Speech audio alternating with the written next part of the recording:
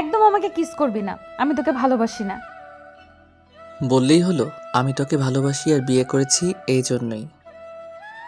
হ্যাঁ জানি, তোর উদ্দেশ্য যে খারাপ আমার ভালো জানা আছে। এখন আমাকে আদর করতে দাও জান, কাছে আসো, আমি তোমাকে আদর করব। একদম আমার কাছে আসবি না, আমি তোকে ভালোবাসি না বললাম না। তুই আমাকে কোনো স্পর্শ করবি না, আমি তোর আদর নিতে পারবো না। তুমি বললে আমি শুনবো নাকি? এত ঘটা করে তোমাকে বিয়ে করলাম কিসের জন্য? তোমাকে আদর না করে ছেড়ে দেওয়ার জন্য? তোকে বললাম না তুই আমার কাছে আসবি না, যদি আসিস তাহলে আমার থেকে খারাপ আর কেউ হবে না। বললাম তো আমি তোমাকে ভালোবাসি। আমি জানি তুমি বলবে তুমি আমাকে ভালোবাসো না, স্বামী হিসেবে মানো না, তাতে আমার কিছু যায় আসে না। আমি তোমাকে ভালোবাসি, ওই জন্যই বিয়েটা করেছি। এখন তুমি আমাকে ভালোবাসলে কি না সেটা আমার দেখার বিষয় না। একসাথে থাকতে থাকতে একটা সময় ঠিকই ভালোবাসা হয়ে যাবে। সেটা তোর ভুল ধারণা, আমি তোকে কখনোই ভালোবাসবো না। তুই শুধু আমাকে টর্চার করার জন্য এখানে আনছিস, তাই না? অনেক বোঝানোর চেষ্টা করে যখন বুঝতেই পারোনি, অবহেলা করে দূরে সরিয়ে দিয়েছো, তখন আর কোনো উপায় পাচ্ছিলাম না, তাই তোমাকে আদর করার জন্য তোমাকে নিজের কাছে এনেছি। তোর উদ্দেশ্যই যদি থাকে আমার সাথে শারীরিক সম্পর্ক করার, তাহলে তুই আমাকে বলতি, আমি তোকে টাকা দিয়ে দিতাম, তুই কোনো পতিতালয়ে গিয়ে শরীরের চাহিদা মিটিয়ে আসতি। সাদিয়া কথাগুলো বলে শেষ করতে পারল না, তার আগেই রাজীব ঠাস ঠাস করে দুইটা থাপ্পড় মেরে দিল ওকে। আর গলাটা চেপে ধরে ও ঠোঁটের সাথে নিচের ঠোঁটগুলো লাগিয়ে দিয়ে কিস করতে লাগলো। সাদিয়া রাজীবের স্পর্শগুলো পেয়ে একদম শান্ত হয়ে গেল। আর রাজীব এরকম বাজে বিহেভ করাতে সাদিয়া অনেকটা ভয় পেয়ে গেল। সাদিয়া রাজীবকে ছাড়ানোর জন্য ওর ঠোঁটে কামড় বসিয়ে দেয়। তখন রাজীব ওকে ছেড়ে দিয়ে ওর ঘাড়ে গলায় নাক খুঁজতে খুঁজতে বলে, কেন বুঝতে পারছিস না আমি তোকে কতটা ভালোবাসি? তোকে কাছে টেনে নেই এই জন্যই, যেন তুই অন্য কারো হয়ে না যাস।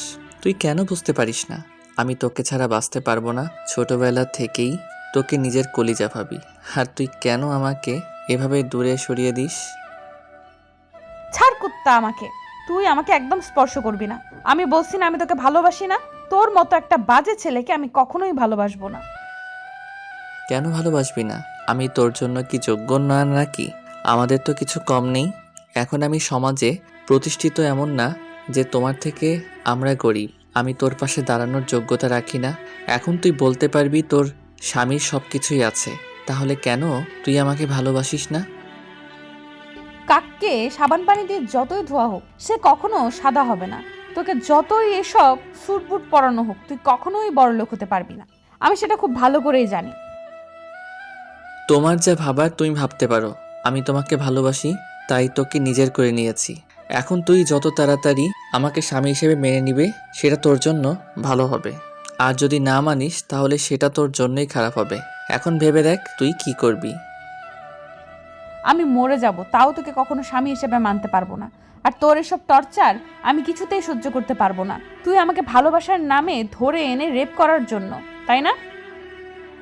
তুই যদি তাই ভেবে থাকিস তাহলে সেটাই। আর তুই শেষ পর্যন্ত এরকম একটা কথা বলতে পারলি আমাকে, তাহলে আজকে তোর সাথে করেই দেখাতে হয়। আমি তোকে কখনোই টাচ করিনি, শুধু তোর কাছে আমার ভালোবাসাটা ভিক্ষে চেয়েছিলাম। কিন্তু তুই সেটা বুঝতেই পারলি না, শুধু আমাকে দোষারোপ করে গেলি, তাই না? দাঁড়া, আজকে তোকে আমি বুঝিয়ে দিব আমি কতটা কঠোর হতে পারি। রাজীব কথাটা বলে সাদিয়ার কাছে এগিয়ে যেতে লাগলো। তখন সাদিয়া পেছনে পেছনে দেওয়ালের সাথে ঠেকে গেলে রাজীব ওকে কাছে টেনে নিল। তারপর সাদিয়াকে ধাক্কা দিয়ে বিছানায় ফেলে দিয়ে তারপর ওর উপরে উঠে যায়। সাদিয়া ছোটার জন্য ছটফট করছে। রাজীব বিছানার সাথে দুই হাতে ওকে শক্ত করে চেপে ধরে। তারপর ওর সাথে শারীরিক সম্পর্ক করতে শুরু করে, যেটাকে সাদিয়ার কাছে ধর্ষণ বলে মনে হলেও বিয়ে হওয়াতে রাজীবের কাছে সেটাই আদর বলে পরিণত হয়েছে। রাজীবের স্পর্শগুলোর সাদিয়ার কাছে বিশ্বের মতো লাগছিল। একটা পর্যায়ে সাদিয়া রাজীবকে আটকাতে না পেরে চোখের পানি ফেলতে লাগলো। রাজীবের কাজ শেষ হতেই ও সাদিয়ার বুকে মাথা দিয়ে তারপর ওর বুকে কিস করতে লাগলো।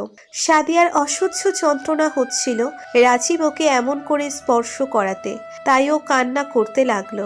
তখন রাজীব বলতে লাগলো, জান, তুমি কান্না করতেছো কেন? আমি না তোমাকে আদর করে দিলাম? দেখো, আমি জানি তোমার খুব ভালো লেগেছে, যার জন্য তুমি আমাকে আটকাতে পারোনি, তাই না? তুই আমার সাথে এমন কেন করলি? তুই জানিস এই স্পর্শগুলো আমার কাছে বিষের মতো মনে হয়েছে। এর থেকে তো তুই আমাকে শেষ করে ফেললেও পারতি, আমার তাতেও কোনো আফসোস ছিল না। আর তুই কি না শেষ পর্যন্ত আমার সাথে এত বাজে বিহেভ করলি, আমি এসব সারা জীবনেও ভুলতে পারবো না। তুমি এটাকে বাজে বিহেভ বলছো? আমার কাছে এটাই ভালোবাসা। তুমি আমাকে ভালোবাসো আর না বাসো, আমি তো তোমাকে বাসি। আর একসাথে থাকতে থাকতে ভালোবাসাটা হয়ে যাবে। আমি তোকে জীবনেও ভালোবাসবো না, আর তোর সাথে কখনো থাকবোও না। তুমি কি করে আমার সাথে না থাকো আমি সেটা দেখে নিব। খুব শীঘ্রই তোমাকে বাবুর আম্মু বানিয়ে দেব, দেখবো তুমি তখন কি করে আমার থেকে দূরে সরে যাও। দেখবো তোমার মতো বাঁকা মেয়েকে কি করে সোজা করতে হয়। রাজীবের কথাতে সাদিয়া আর কোনো জবাব দিল না। এবার রাজীব সাদিয়াকে বুকে জড়িয়ে ধরে রেখে চুপ করে রইল। আপনারা হয়তো ভাবছেন এখানে কি হতে পারে। সাদিয়া রাজীবের ফুফাতো বোন, রাজীব ওর মামাতো ভাই। আজকে ওদের দুজনের বিয়ে হয়েছে। সাদিয়ার জন্য রাজীব প্রচণ্ড পরিমাণে পাগলামি করত, সাধারণ রিলেশনগুলোতে যেমনটা হয়। সাদিয়াকে রাজীব সেই ছোটবেলা থেকেই পছন্দ করে, কিন্তু সাদিয়াকে দেখতেই পারে না, কারণ সাদিয়ারা একটু বড় লোক।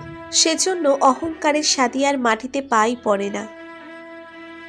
রাজীবের অবস্থা খুব খারাপ ছিল, কিন্তু যবে থেকে রাজীবের ভাইয়া একটা বিজনেস শুরু করেছে আর রাজীব ইঞ্জিনিয়ারিং কমপ্লিট করে একটা ভালো জব করছে, তখন থেকে ওদের অবস্থার পরিবর্তন হয়ে গেছে।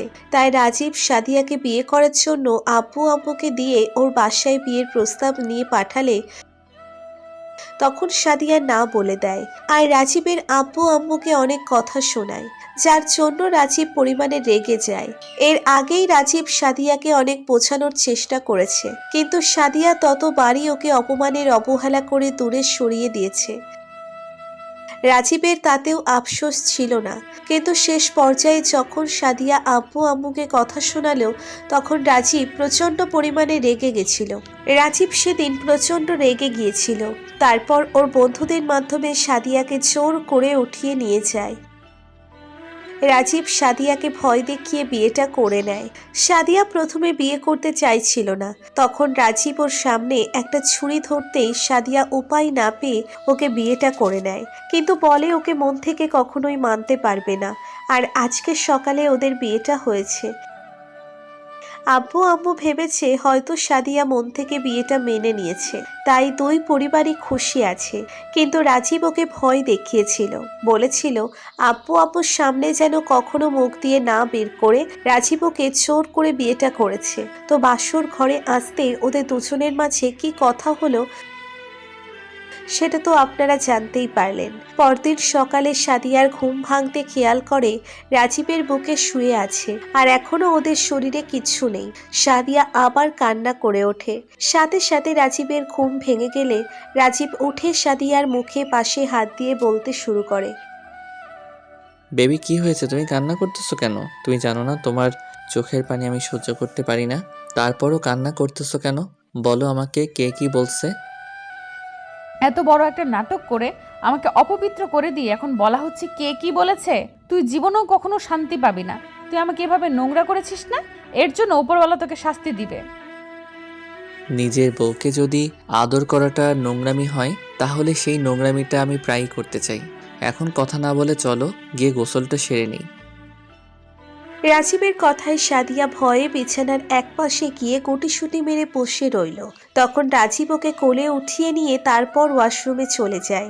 তো বিয়ের পর থেকে সাদিয়া রাজীবের প্রতি একটু ভালোবাসা দেখানো তো দূরে থাক, ওর প্রতি আরো ঘৃণাটা বেড়ে গেছে। উঠতে বসতে ওকে সবার সামনে ছোট করে। রাজীব জানে সাদিয়া ওকে ভালোবাসে না, তারপরও কোনো আফসোস নেই ওর। রাজীব প্রত্যেক রাতে জোর করে হলেও সাদিয়াকে নিজের ভালোবাসায় ভরিয়ে দেয়, যেটা সাদিয়ার কাছে বিশ্বের মতো মনে হয়। তারপর একটা পর্যায়ে সাদিয়ার করা বিহেভিয়ার রাজীব এত বেশি কষ্ট পাচ্ছিল যেটা ও আর সহ্য করতে পারছিল না। তাই রাজীব 2টা মাস যাবৎ অনেক ভেবে ডিসিশন নিয়েছে আর সাদিয়াকে ডিস্টার্ব করবে না। সাদিয়া যেহেতু চায় না রাজীবের কাছে থাকতে, সেহেতু রাজীব আর ওকে ডিস্টার্ব করবে না। সেদিন রাজীব সারাটা দিন অফিসে বসে কথাগুলো ভেবেছে। তারপর বাসায় এসে ফ্রেশ হয়ে খাওয়া দাওয়া করে রুমে গিয়ে বালিশ আর চাদর নিয়ে যখনই সোফার দিকে শুতে যাবে তখন সাদিয়া অবাক হয়ে ওর দিকে তাকিয়ে রইল। রাজীব বিষয়টা লক্ষ্য করে রাজীবের সামনে দাঁড়িয়ে বলতে লাগলো, এই 7-8 বছরে যেখানে তোর মনে জায়গা করে নিতে পারিনি, সেখানে 2টা মাসের কি জায়গা করে নিব? আমার বোঝা হয়ে গেছে ভালোবাসাটার, যাই হোক জোর করে হয় না।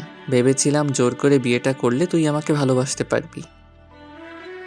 আমি যখন ভালোবাসায় তোকে ভরিয়ে দিব, তুই তখন আমার ভালোবাসাটা নিজের মধ্যে নিয়ে তোর মধ্যে আমার বেবিটা বেড়ে উঠবে।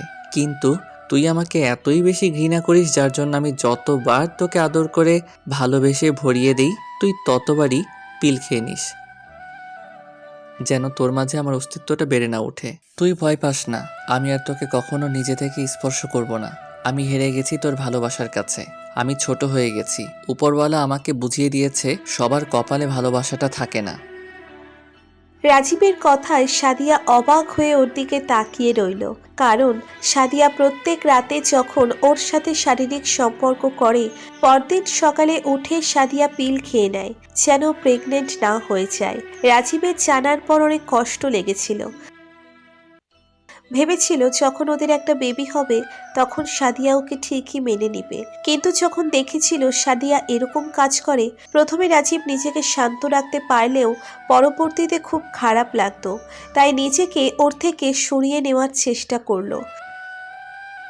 তো ওই দিনের পর থেকেই রাজীব সাদিয়াকে ইচ্ছে করে কখনো টাচ করে না, ওর সাথে কথা বলে না। সাদিয়া বুঝতে পেরেছে মনের দিক থেকে অনেকটাই ভেঙে পড়েছে, অনেক বেশি কষ্ট হয়েছে। এর মাঝে রাজীব নিজেকে অনেক বুঝিয়েছে। ও জানে সাদিয়াকে ভালোবেসে অনেক বড় ভুল করছে, আর সেই ভুলের মাসুলটা এখনো ওকে দিতে হচ্ছে। তাই রাজীব চুপ করে সবটা সহ্য করে নেয়। প্রথম কয়েকটা দিন সাদিয়া ভালো থাকতে পারলেও পরে রাজীবের ভালোবাসাগুলো আর ওর স্পর্শগুলো মিস করতে শুরু করে, যার জন্য সাথে অনেক বেশি পাগল হয়ে যাচ্ছিল। তারপরও অহংকারের কাছে নিজের ভালোবাসাটাকে দূরে সরিয়ে দিচ্ছিল, যেটা রাজীব বেশ ভালোই বুঝতে পারছিল। 6টা মাস কেটে গেল।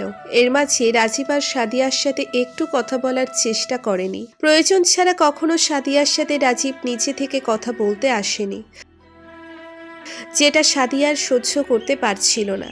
সাদিয়া চাই প্রায়ই রাজীবের সাথে কথা বলতে, কিন্তু কোনো এক ব্যথার কারণে বলে উঠতে পারে না। তো প্রতিদিনের মতো রাজীব অফিস থেকে ফিরে এসে ওর একটা মেয়ে কলিগের সাথে ব্যালকনিতে দাঁড়িয়ে হাসাহাসি করে কথা বলছিল, যেটা সাদিয়া সহ্য করতে পারছিল না। ও ব্যালকনিতে এসে রাজীবের পেছনে দাঁড়িয়ে রইল।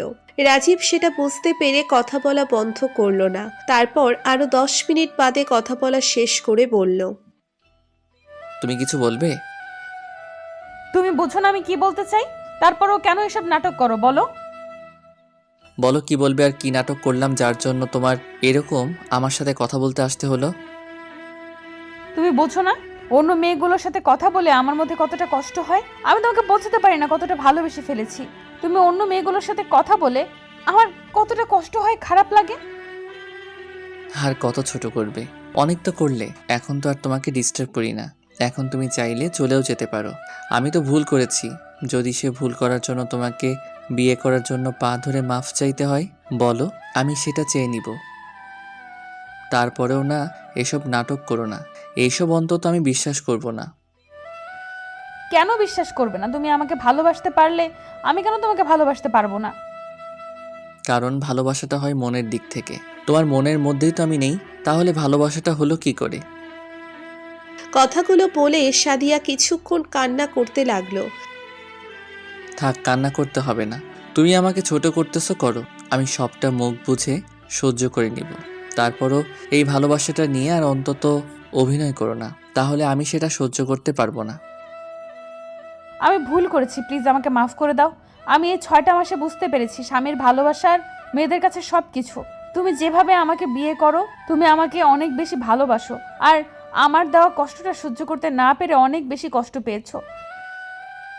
প্লিজ এসব তুমি আগের মতো হয়ে যাও। আমি এখন তোমাকে স্বামী হিসেবে মানি, আর এই বিয়েটাও মেনে নিয়েছি। প্লিজ আমাকে তুমি বুকে জড়িয়ে নাও। আমি তোমার স্পর্শ না পেয়ে থাকতে পারছি না, তোমার স্পর্শ আমাকে ভালোবাসতে বাধ্য করেছে। প্লিজ একটাবার আমাকে বুকে জড়িয়ে নাও। কথাগুলো বলে সাদিয়া কিছুক্ষণ কান্না করতে লাগলো। তখন রাজীব আর কোনো উপায় না পেয়ে ওকে আলতো করে জড়িয়ে ধরতেই সাদিয়া ওকে শক্ত করে জড়িয়ে ধরে বুকে মুখ গুছিয়ে দিয়ে কান্না করতে লাগলো।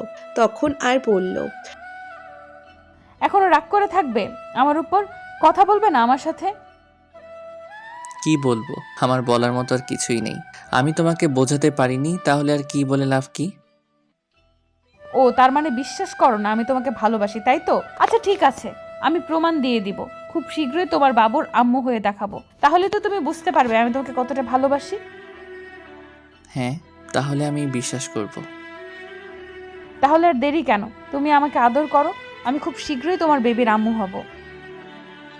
রাজীব একটা মুচকি হাসি দিয়ে সাদিয়ার মুখটা তুলে নেয়। তারপর যা হবে সেটা না হয় ওদের মাঝেই থাক, আপনাদের আর এসব শুনতে হবে না। আর আমিও বলতে পারবো না, কারণ বলতে আমার শরম করে।